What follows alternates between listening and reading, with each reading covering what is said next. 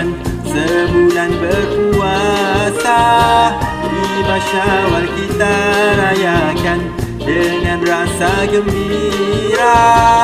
Yang ada di perantauan tidak dapat pulang ke desa, bersama sahabat dan teman menyambut hari raya. Bertukar senyuman dan salam, ziarah menziarahi.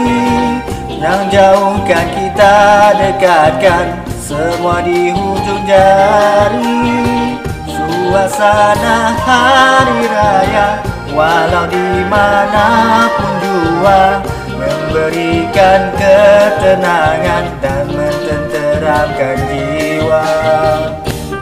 Kuih dan muih beraneka macam, makanlah jangan hanya dipandang. Ketupat rendang sila nikmati, kawan susah kan dapat di negeri orang. Hari yang mulia kita samara, ikan raya di sini hanya sehari. Asyik ber-Facebook, wahai kakak dan abah, hai gambar raya tak upload lagi.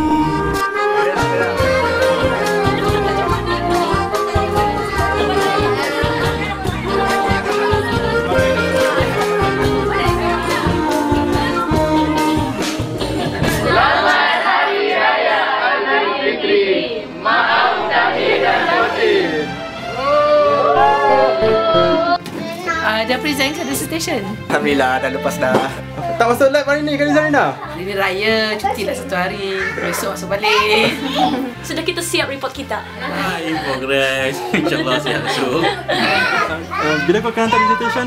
Lagi 2 minggu. Lepas tu hari ni kena masuk lab juga. Teraya berapa jam je ni.